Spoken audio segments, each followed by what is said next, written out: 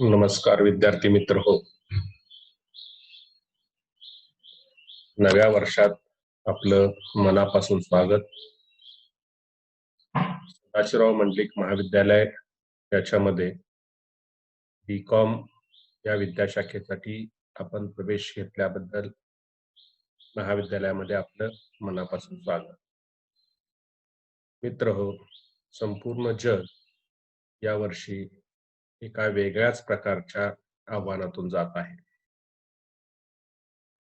भारत किंबहुना महाराष्ट्र त्यात कोल्हापूर जिल्ह्याचा जर तुम्ही विचार केला तर अनेक प्रकारच्या नैसर्गिक आक्रमणामुळे गेले वर्ष हे संपूर्ण उद्योग, व्यवसाय, शिक्षण, संस्कृती सगळ्यांच्यासाठी अत्यंत आव्हानात्मक बनलेलं आहे.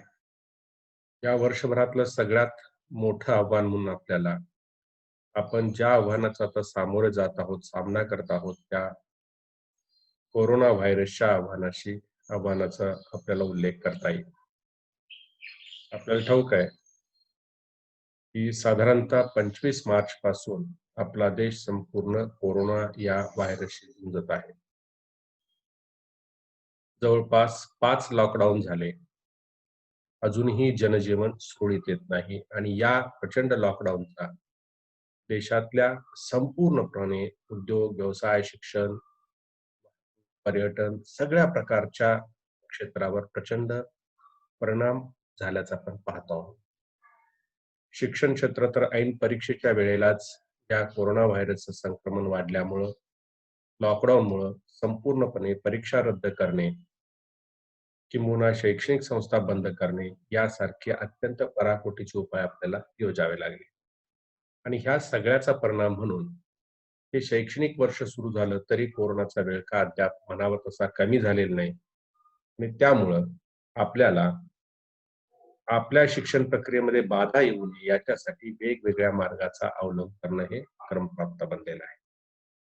त्याचाच एक भाग म्हणून सदाशिवराव मंडलिक महाविद्यालयाच्या वतीने विद्यार्थ्यांचं शैक्षणिक नुकसान होऊ नये म्हणून आम्ही अशा ऑनलाईन लेक्चरची सिरीज सुरू केलेली आहे.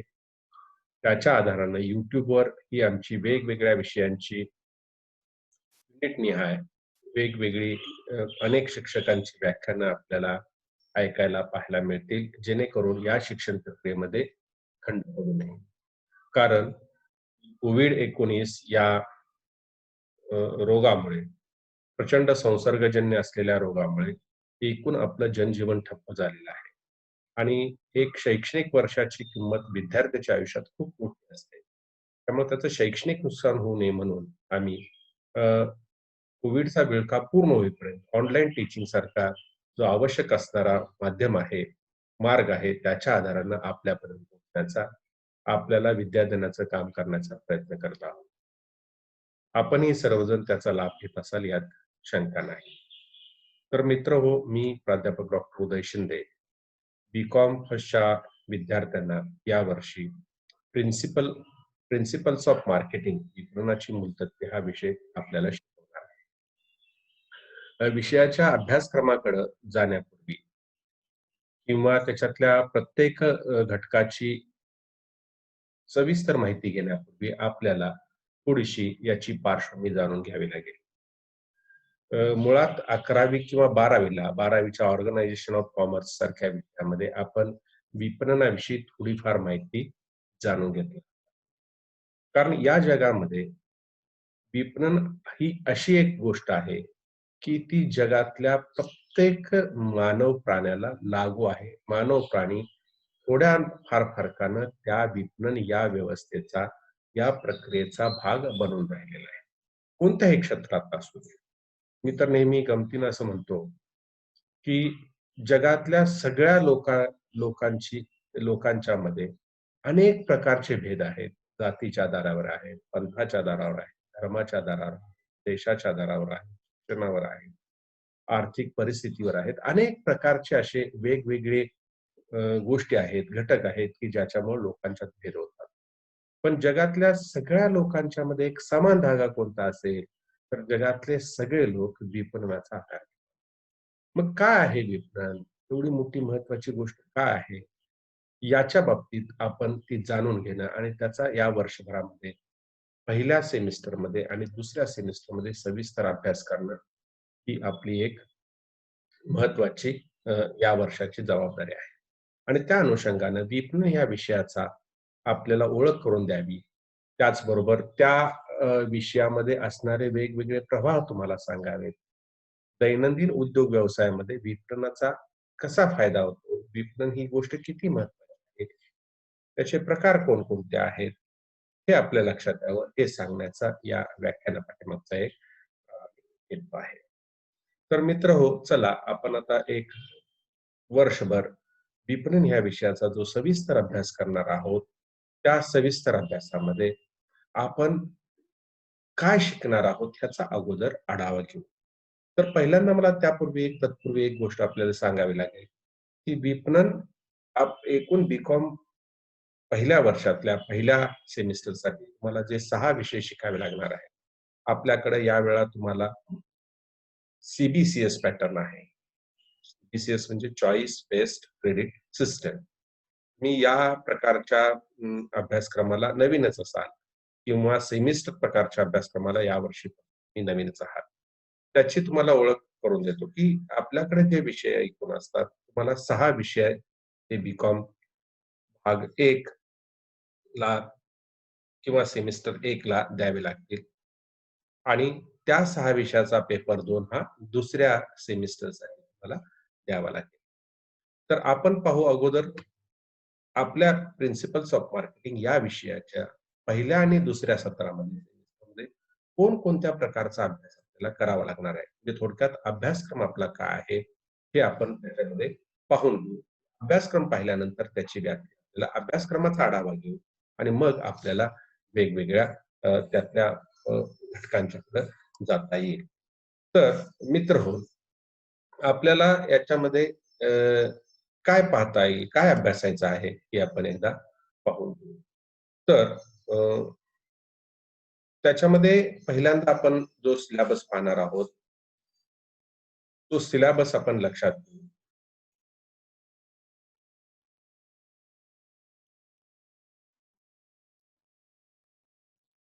एक मिनिट.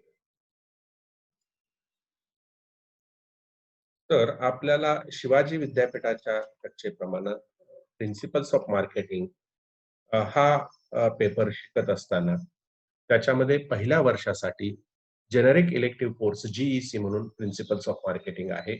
सन 18-19 पासून हा सिलेबस आपल्याला लागू केला आहे.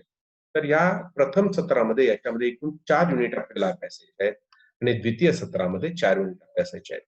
त्या 4 युनिटचा principles of marketing paper first first असा उल्लेख केला जातो. उद्दिष्ट काय आहे या पेपरचं? तर तुम्हाला एकूण विपणनाविषयीच्या मूलभूत संकल्पना काय आहेत? विपणनाची तत्व काय आहेत? विपणनाची साधनं कोणती आहेत? तंत्र कोणते आहेत? त्याची व्यापकता काय? त्याचं स्वरूप काय? हे सगळं समजावून घेणं हा त्याच्या पाठीमागचा आहे. त्याच्यामध्ये पहिलं जे युनिट आहे प्रस्तावना, त्याच्यामध्ये आपल्याला विपणनाचं स्वरूप समजावून घ्यावं लागेल. विपणन म्हणजे नेमकं काय असतं? कशाप्रकारे ते काम करतं? त्याची व्याप्ती काय आहे? विपणन कशा-कशाशी संबंधित आहे? आपण अनेक दैनंदिन जीवनात गोष्टी करत असतो. त्यापैकी कोणकोणत्या गोष्टीशी विपणनाचा संबंध आहे? विपणनाचं दुसरी गोष्ट महत्त्व काय आहे हे आपल्याला पाहावं लागेल. विपणन ही संकल्पना कशी शोधली गेली आणि विपणन पर्यावरण म्हणजे काय? पहिल्या घटकामध्ये आपल्याला एवढ्या गोष्टी अभ्यासाव्या लागतात. दुसरा जो घटक आहे, तो आहे उपभोक्त्याची वर्तणूक. उपभोक्ता वर्तणूक म्हणजे विपणन ही गोष्ट उपभोक्त्याशी संबंधित असते. आपण कसं ते पुढे ओघानच पाहणार आहोत. तर उपभोक्त्याची वर्तणूक म्हणजे काय? उपभोक्ता खरेदीचा निर्णय कसा घेतो आणि त्याच्या खरेदीच्या निर्णयावर कोणकोणत्या गोष्टी प्रभाव टाकतात, याचा आपल्याला अभ्यास म्हणजे आपण ज्यावेळी एखादी गोष्ट खरेदी करतो, त्यावेळी ती गोष्ट खरेदी करत असताना, ती खरेदी करण्यापाठीमागची आपली काहीतरी भूमिका असते आणि एक प्रक्रिया असते. त्या प्रक्रियेतून आपण एक वस्तू खरेदी करतो. म्हणजे आपल्या मनात चटदिशी आल्याने आपण वस्तू खरेदी केली असं कधी होत नाही. तर मनात सुद्धा आपली ती वस्तू खरेदी करण्यापाठीमागची काही एक प्रक्रिया तयार होत असते. त्या अनुषंगाने आपण काही कृती करत असतो ती कृती आपल्याला त्याच्यामध्ये अभ्यासायची आहे आणि त्याच्यावर कोणकोणत्या गोष्टी प्रभाव टाकतात तेही अभ्यासायचं. त्याच्यामध्ये एक उपविभाग आहे, बाजारपेठ विभाजन. बाजारपेठ म्हणजे काय? त्याचे भाग कशा प्रकारच्या बाजारपेठा असतात? बाजारपेठ विभाजनाचं महत्त्व काय आहे? आणि कोणकोणत्या आधारावर बाजारपेठ विभाजित हे आपल्याला अभ्यासावं लागेल. त्याच्यामध्ये लक्ष्य बाजारपेठा निवडणं असेल किंवा वस्तूचं स्थान निश्चिती करणं असेल, बाजारपेठेत वस्तू स्थान निश्चित करणं असेल, त्याचं महत्त्व असेल आणि त्याचबरोबर वस्तुभेद आणि बाजारपेठ विभागीकरण याच्यामधला लक्षात घ्यायचं. तिसरा जो भाग आहे, तो तिसरा भाग आपल्या सगळ्यांशी संबंधित आहे. तो कोणता? तर रुरल मार्केटिंग. कारण आपण ग्रामीण भागामध्ये राहतो. ग्रामीण भागातलं विपणन म्हणजे नेमकं काय? ग्रामीण भागातल्या ग्रामीण विपणनाचं महत्त्व वाढतं का आहे? कशामुळे वाढतं आहे? त्याचबरोबर ग्रामीण विपणनाची वैशिष्ट्ये काय? शहरी भागातल्या उपभोक्त्यांची वर्तणूक वेगळी असते. ग्रामीण भागातल्या उपभोक्त्यांची वर्तणूक वेगळी असते. मग शहरी भागातल्या विपणनाचा ढाचा आणि ग्रामीण ग्राहकांच्यासाठी विपणन हे वेगवेगळ्या पद्धतीने आपल्याला करावं लागतं. त्याचबरोबर आपल्याला त्याच्यामध्ये अभ्यासायचं आहे, की ग्रामीण ग्राहक कुणाला म्हणायचं? नेमकं काय? त्याची वैशिष्ट्ये काय? ग्रामीण बाजारपेठा कशाला म्हणायचं? त्याच्यासाठी ग्रामीण बाजारपेठेसाठी वेगवेगळ्या प्रकारची विपणन मिश्रण आणि नियोजन कशा पद्धतीने करायचं? हे आपल्याला त्याच्यामध्ये अभ्यासायचं आहे. आणि त्याचबरोबर 4थ्या युनिटमध्ये आपल्याला विपणन क्षेत्रातले नवनवे प्रवाह अभ्यासायचे. म्हणजे प्रत्येक क्षेत्रामध्ये सातत्यानं बदल होतात असतात. आता शिक्षण प्रक्रिया एक काळी गुरुकुल शिक्षण पद्धती होती.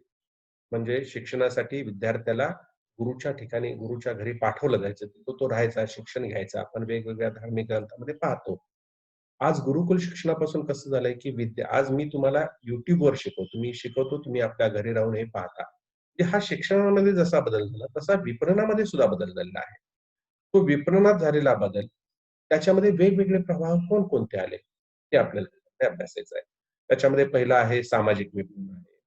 त्यानंतर आता ऑनलाईन मार्केटिंग मोठ्या प्रमाणात आहे किंवा ग्रीन मार्केटिंग आपण त्याला हरित विपणन म्हणतो.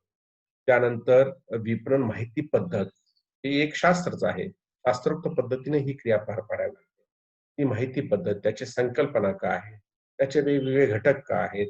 आणि विपणन संशोधन कसं करायचं आणि त्याची प्रक्रिया काय? हा भाग आपल्याला त्याच्यामध्ये अभ्यासायचा. म्हणजे एवढे 4 घटक आपल्याला पहिल्या सत्रामध्ये अभ्यासायचे आहे. दुसऱ्या सत्राचा अभ्यासक्रम मी काय आता इतक्यात तुम्हाला सांगत नाही. आपण तो पुढं काळाच्या ओघात लक्षात घेऊ. तर हा जो आहे भाग, हा एकूण 4 युनिट तुम्हाला अभ्यासावे लागणार आहेत.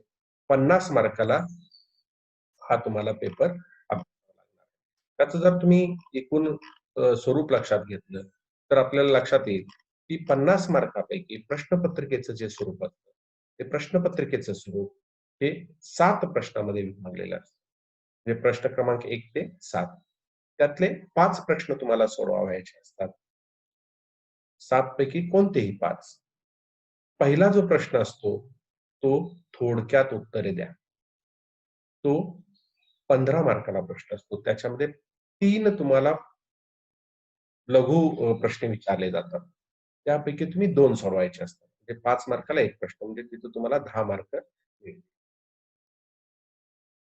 पुढे जे प्रश्न असतात, प्रश्न 2रा, 3रा, 4था, 5वा आणि 6वा हे थोडेसे दीर्घोत्तरी प्रश्न असतात आणि या प्रश्नाला प्रत्येकी 10 मार्क. आणि 7वा जो प्रश्न असतो तो टिपा द्या. त्याच्यामध्येही तुम्हाला 3 टिपा विचारल्या जातात. त्यापैकी तुम्ही 2 सोडवायचे असतात. 15 मार्काला प्रश्न असतो. 5-5 मार्काच्या 2 टिपा तुम्ही सोडवायच्या म्हणजे 10 मार्काचा तुम्ही अटेम्प्ट करायचा. असं 50 मार्क त्याच्यामध्ये विभागलेलं.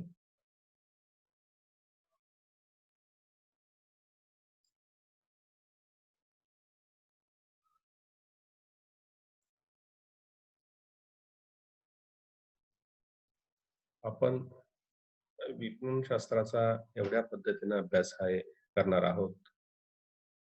या विपणन शास्त्राचा अभ्यास करत असताना नेमकं आपल्याला याच्यामध्ये ज्या गोष्टी अभ्यासायच्या आहेत, त्याचं युनिट वाईज आपण आता माहिती घेऊ.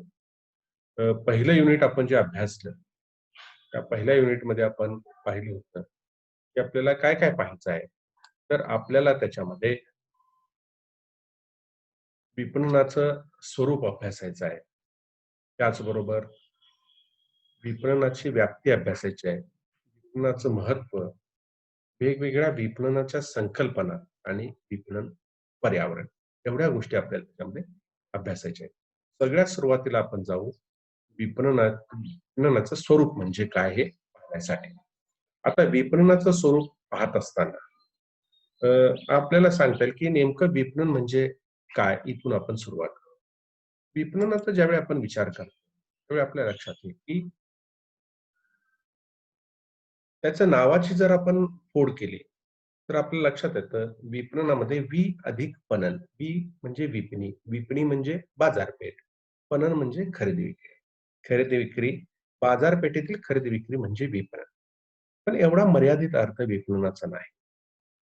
विपणन आपण आपल्या मानव प्राण्याशी कसं संबंधित राहिलं किंवा कसा संबंध त्याचा निर्माण झाला? तर आपल्याला माहित आहे की मानव हा समाजशील प्राणी आहे. तसाच मानव हा गरजाशील प्राणी आहे. गरजांचा प्राणी आहे. Man is a wanting animal असं. मनुष्य प्राण्याच्या गरजा ह्या अनंत आहेत, वाढत्या आहेत, सातत्यानं वाढत राहतात. त्या कधीही संपत नाहीत. म्हणजे एक गरज पूर्ण झाली की दुसरी, दुसरी पूर्ण झाली की तिसरी, तिसरी पूर्ण झाली की चौथी. सातत्यानं त्याला अ, गरजा वेगवेगळ्या भासत असतात आणि त्या गरजा पूर्ण करण्याचा तो प्रयत्न करतो. प्रत्येक माणूस आता मी शिकवतो आहे, म्हणजे काय करतो आहे, की मी शिकवल्यामुळं मला वेतन मिळणार आहे आणि त्या वेतनामुळं मी माझ्या गरजा शेतकरी शेतामध्ये काम करतो. आपण पीक तयार करतो. ती पीक बाजारपेठेत विकतो आणि पैसे घेतो आणि त्यातून आपला चरितार्थ चालवतो. व्यापारी व्यवसाय करतो, त्याच्यातून नफा कमवतो. आलेल्या नफ्यातून आपल्या गरजा भागवतो. डॉक्टर पेशंट तपासतात. पेशंट त्यांना पैसे देतात. त्या पैशातून डॉक्टर आपल्या गरजा भागवतात. वकील असेल, सगळे लोक असतील, वेगवेगळ्या प्रकारानं आपल्याकडे असणारी वेगवेगळी कौशल्य वापरून आपल्या गरजा भागवण्याचा प्रयत्न करत असतात. मग मी कौशल्य वापरतो म्हणजे काय करतो? मी आता शिकवतो, मला वेतन मिळतं मला त्याच्यासाठी. मी तुम्हाला शिकवतो म्हणजे तुमच्या गरजा भागवतो. बरोबर आहे? डॉक्टर पेशंटला तपासतो म्हणजे काय करतो? पेशंटची गरज भागवतो. व्यापारी वस्तू विकतो म्हणजे ग्राहकांची गरज भागवतो. लक्षात आलं? म्हणजे दुसऱ्याच्या गरजा भागवणे आणि त्यातून आपली गरज भागवणे म्हणजे गरजा भागवण्यासाठी एकमेकांशी अशा प्रकारचा व्यवहार करणे, त्याला विपणन असं म्हणतात. सगळ्याच पद्धतीने विपणनाचा आपल्याला दैनंदिन रीतीने अनेक प्रकारचा संबंध येत असतो. आपण दैनंदिन रीतीने वेगवेगळ्या प्रकारे विपणन करत असतो. उदाहरणार्थ, मी प्रवास करायला एसटीत पाय ठेवला, तर मला तिकीट घ्यावं लागतं. एसटीचं मी तिकीट घेतो, प्रवास करतो. हॉटेलात जातो, एखादा पदार्थ घेतो, खातो. कपड्याच्या दुकानात जातो, कपडे घेतो, खरेदी करतो. म्हणजे अशा ज्या काही गोष्टी दैनंदिन स्वरूपात मी करत असतो, ते सगळं काय असतं? विपणन असतं. म्हणजे विपणनामुळं मी माझी गरज भागवत असतो आणि दुसऱ्याची देखील विशिष्ट प्रकारची गरज भागवत असतो. त्याला विपणन असं म्हटलं जातं. विपणन ह्या शब्दाची व्युत्पत्ती जर पाहिली, तर ती व्युत्पत्ती आपल्याला लक्षात घेता येईल. ती व्युत्पत्ती काय आहे? तर विपणन या शब्दाची व्युत्पत्ती पाहायची झाली, तर आपल्या लक्षात येईल, की तो शब्द मराठीत जरी वापरला असला, तर त्याची व्युत्पत्ती ही मर्कॅटस पासून झालेली आहे. म्हणजे लॅटिन भाषेमध्ये हा शब्द मर्कॅटस या पद्धतीचा होता. फ्रेंचमध्ये त्याला मार्किट असं म्हटलं जात होतं. इटालियनमध्ये मर्किटो असं म्हटलं जातं आणि जर्मनमध्ये मार्केट असे शब्द म्हणजे हे सगळे युरोपियन भाग आहे. युरोपियन देशांच्यामध्ये हा शब्द प्रचलित झाला आणि त्यामुळं मगाशी मी तुम्हाला सांगितलं, की अ, वि म्हणजे विपणी आणि पणन आणि म्हणजे खरेदी-विक्री. या 2 शब्दांचं मिळून विपणन तयार होतं. म्हणजे मालाची खरेदी-विक्री, बाजारपेठेतील मालाची खरेदी-विक्री, मालाची विक्री करण्याचं शास्त्र म्हणजे विपणन होय, असं आपल्याला प्रथमदर्शनी समजून घेताना लक्षात येतंय. परंतु ही मालाच्या खरेदी-विक्रीपुरती मर्यादित संज्ञा नाही आहे. तर मालाच्या खरेदी-विक्री करण्यासाठी मालाचं उत्पादन होतं. माल बाजारपेठेत आणला जातो. ग्राहकांना त्याची माहिती करून दिली जाते. ग्राहकांना त्या मालाचं विनिमय केला जातो आणि मग ग्राहक काय करतात, तो माल खरेदी करतात आणि आपल्या गरजांची भागवणूक करतात. म्हणजे ही एक प्रक्रिया असते आणि त्याच्यामध्ये अशा अनेक क्रियांचा समावेश होतो. आणि म्हणून विपणन म्हणजे जरी खरेदी-विक्री असते, तरी विपणन ही एक प्रक्रिया आहे आणि तिच्यामध्ये विपणन प्रक्रियेशी संबंधित बाजारपेठेतील खरेदी विक्रीच्या संदर्भात अनेक क्रिया समावेश होत असतात. रिपन नावाचा विपणन शास्त्रज्ञ तरी असं म्हणतो, की विपणनामध्ये अशा जवळपास 120 प्रकारच्या क्रिया समाविष्ट होत असतात. तो म्हणतो वाहतूक असेल, जाहिरात असेल, उत्पादन असेल, संग्रहण असेल, अशा असंख्य बँकिंग असेल, ह्या सगळ्या गोष्टी विपणनामध्ये समाविष्ट होतात. आणि म्हणून विपणन ही एक व्यापक संकल्पना आहे. विपणन सगळ्या आपल्या मानव प्राण्यांशी निगडीत असणारी संकल्पना असल्याचं आपल्याला दिसतं. त्याच्या व्याख्या वेगवेगळ्या प्रकारे केलेल्या आहेत. पहिली जी व्याख्या केलेली आहे, EFL ब्रेच यांनी. ते काय म्हणतात? तर विपणन ही ग्राहकांच्या मागणीचा पाठपुरावा करणारी प्रक्रिया आहे. बाजारातील वस्तूंना व सेवांना मागणी असते. तिच्या आधारे स्वतःसाठी नफा आणि उपभोक्त्यांच्यासाठी गरजांची पूर्तता विपणनातून साधतात. म्हणजे ते काय म्हणतात ब्रेच, की विपणन ही ग्राहकांच्या मागणीचा पाठपुरावा करणारी प्रक्रिया आहे. म्हणजे विपणनामध्ये काय केलं जातं, तर ग्राहकांची मागणी लक्षात घेतली जाते आणि त्या पद्धतीनं ती मागणी पूर्ण करण्यासाठी सातत्यानं प्रयत्न केले जातात. बाजारपेठा म्हणजे खरेदीदारांचा आणि विक्रेत्यांचा समूह असतो. त्याच्यामध्ये वस्तू आणि सेवा ग्राहकांना, उपभोक्त्यांना आवश्यक असतात. आणि त्यामुळं बाजारपेठेत वस्तू आणि सेवा ज्या आवश्यक असतात त्या पुरवायच्या. त्या कशा पुरवायच्या? तर तिच्या आधारे स्वतःसाठी नफा कमवायचा. म्हणजे नफ्याच्या उद्देशानं वस्तू पुरवायच्या आणि त्याद्वारे उपभोक्त्यांच्या गरजांची पूर्तता करायची. जे उपभोक्ते कोणत्या वस्तू खरेदी करतात? आपल्याला ज्याची गरज आहे त्या वस्तू करतात आणि त्यामुळं त्याच्यातून स्वतःला नफा आणि उपभोक्त्यांच्या गरजांची पूर्तता विपणनातून साध्य होते. पॉल मसूर असं म्हणतात, विपणन ही एक प्रक्रिया आहे की ज्यामधून समाजाला उच्च प्रकारचे राहणीमान उपलब्ध केले जाते. पॉल मसूर काय म्हणतात, की ही एक प्रक्रिया आहे ज्याच्यामधून समाजाला म्हणजे लोकांच्या समूहाला उच्च प्रकारचं राहणीमान उपलब्ध करून दिलं. उच्च प्रकारचं राहणीमान म्हणजे काय? तर आपण सुरुवातीला पाहिलं त्या पद्धतीने, की मानवाच्या गरजा अनंत असतात. म्हणजे आदिम अवस्थेत माणूस हा नग्न राहत होता. पुढे जाऊन त्याला कपड्याची गरज, झोपडीची गरज भासते. अन्न, वस्त्र, निवारा या मूलभूत गरजा भासतात. पण तेवढ्यावर तो थांबला का? मानवाची अन्नाची गरज पूर्ण होऊन हजारो वर्ष झाली. थांबला का तेवढ्यावर? मानवाची निवाऱ्याची गरज पूर्ण होऊन शेकडो वर्ष झाली. तेवढ्यावर थांबला का मनुष्य प्राणी? थांबला नाही. तर त्याच्यातून त्याच्या अनेक गरजा तयार झाल्या. आणि मग आधुनिक मनुष्य जर बघितला, तर आधुनिक मनुष्य अनेक वेगवेगळ्या प्रकारचे, अनेक प्रकारच्या उंची इमारतीमध्ये राहतो. हजारो प्रकारच्या वस्तू वापरतो. हजारो गोष्टींचा उपयोग करतो. ह्या सगळ्या गोष्टी त्याला विपणनातून मिळतात आणि त्यामुळे मानवाचं राहणीमान वाढलं म्हणजे काय झालं? त्याला अनेक प्रकारच्या त्याच्या गरजा पूर्ण झाल्या आणि म्हणून उच्च प्रकारचं राहणीमान उपलब्ध विपणनातून केलं जातं. डॉक्टर फिलिप कोटलर हे विपणनाचे आद्य विचारवंत मानले जातात. त्यांनी खूप सुंदर व्याख्या किंवा व्यापक व्याख्या मांडलेली आहे. ते काय म्हणतात? तर ते असं म्हणतात फिलिप कोटलर, विपणन ही एक अशी व्यवस्थापकीय आणि सामाजिक प्रक्रिया आहे की ही अशी एक व्यवस्थापकीय आणि सामाजिक प्रक्रिया आहे, जिच्याद्वारे व्यक्ती आणि व्यक्ती समूह, एक मी वैयक्तिक व्यक्ती, अधिक व्यक्ती समूह म्हणजे समाज, मी ज्या समाजात राहतो तो समाज. विपणन ही अशी एक व्यवस्थापकीय आणि सामाजिक प्रक्रिया आहे, की जिच्याद्वारे व्यक्ती आणि व्यक्ती समूह आपल्या आवश्यकता आणि गरजा भागवण्यासाठी आवश्यकता आणि गरजा भागवण्यासाठी मूल्य असणारी उत्पादने तयार करतात. म्हणजे अशी उत्पादनं, वस्तू, सेवा तयार करतात, की ज्याला मूल्य आहे. मूल्य असणारी उत्पादनं आणि सेवा तयार करतात आणि त्याचा दुसऱ्याशी विनिमय करतात. म्हणजे कोटलांची व्याख्या व्यापक का आहे? त्याच्यामधला प्रत्येक शब्द आणि शब्द महत्वाचा आहे. ते काय म्हणतात, ही व्यवस्थापकीय प्रक्रिया आहे. व्यवस्थापकीय म्हणजे व्यवसायाशी निगडीत, व्यवसायाच्या व्यवस्थापन कार्याशी निगडीत. कारण का विपणन करत असताना आपण असंख्य ग्राहकांची गरज जर पूर्ण केली, तर व्यवसायाचे उद्दिष्ट साध्य होणार असतात. म्हणून ती व्यवस्थापकीय प्रक्रिया आहे. ज्याचं प्रभावी विपणन तो बाजारपेठेत यशस्वी. म्हणून ही एक व्यवस्थापकीय प्रक्रिया आहे. तशीच ती सामाजिक देखील आहे. कारण समाज एवढा प्रगत का झाला? तर समाजाच्या वेगवेगळ्या भौतिक गरजांची पूर्तता. आणि म्हणून ती व्यवस्थापकीय जशी प्रक्रिया आहे, उद्योग व्यवसायासाठी जशी गरजेची आहे, तशी समाजासाठी सुद्धा गरजेची आहे. म्हणून ती व्यवस्थापकीय आणि सामाजिक प्रक्रिया आहे. It is a process. It is not an event. ती एक घटना नव्हे, तर ती प्रक्रिया आहे. सिरीज ऑफ इव्हेंट्स, अनेक घटनांची साखळी आहे. कारण त्याच्यामध्ये काय समाविष्ट होतं, तर लोकांच्या गरजांचा शोध घेणे.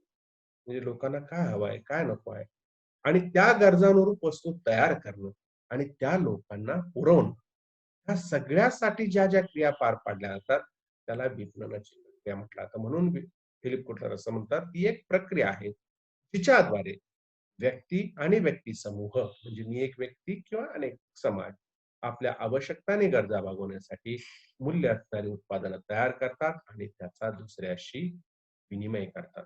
म्हणजे उत्पादनं तयार करणं, त्याला मूल्य असणं, फुकट काही नाही. म्हणजे मोफत दिलं असेल तर विपणन नाही. तर मूल्यांच्या बदल्यामध्ये वस्तूंची देवाण-घेवाण झाली, तर तिथं विपणन आहे. म्हणून मूल्य असणारी उत्पादनं तयार करतात आणि त्याचा दुसऱ्याशी विनिमय करतात. एक्सचेंज. विनिमय म्हणजे काय? एखादी गोष्ट देणं आणि दुसरी गोष्ट घेणं. दोन्ही पक्षाने एकमेकांच्यासाठी काहीतरी करणं. त्याला विनिमय म्हणतात. मूल्यांची अदला-बदल. आणि विनिमयाद्वारे ज्यावेळी आपण गरज भागवतो, त्यावेळी त्याला विपणन असं म्हटलं जातं. दुसरी एक व्याख्या केलेली आहे मॅकनेर यांनी. मॅकनेर अत्यंत सोपी व्याख्या केली आहे.